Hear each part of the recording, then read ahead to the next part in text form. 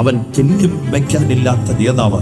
അവനൊപ്പം പറയാം, ഇവിടെ ഒരു നേതാക്കന്മാരും ഇന്നുവരെയും ചലിച്ചിട്ടില്ല. അവന്റെ കേരളത്തിൽ തുല്യം വയ്ക്കാൻ ആരുമില്ല. അവന്റെ നടപ്പിൽ തുല്യം വയ്ക്കാൻ ആരുമില്ല. മാനവജാതിയുടെ കണ്ണുനീരൊപ്പിയ ദൈവം, മനുഷ്യനെ സ്നേഹിച്ച ദൈവം. ഉപദേശത്തിൽ അവൻ നിസ്തുല്യനായിരുന്നു. യേശുവിന്റെ ഉപദേശം പോലെ മറ്റൊരു ഉപദേശം ഭൂമിയിൽ ഞാൻ കേട്ടിട്ടില്ല.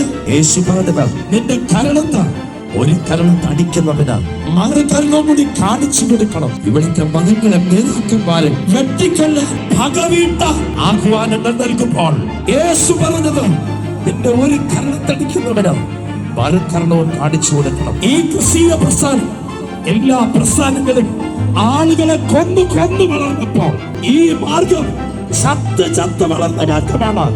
സ്വയം ഭരിക്കാൻ ഏൽപ്പിച്ചു കൊടുത്ത മാർഗമാണ്. ഞങ്ങളെ വിളിച്ച, ഞങ്ങൾക്ക് വേണ്ടി ഭൂമി ഇറങ്ങി വന്ന, ഞങ്ങളെ രക്ഷിച്ച, ഇറങ്ങി വരാമെന്ന് പറഞ്ഞ യേശു പറഞ്ഞതാ. പ്രതികാരം നിങ്ങൾക്കുള്ളതല്ല. അതുപോലെ തുന്നി വയ്ക്കാൻ വേറൊരു ഉപദേശമില്ല.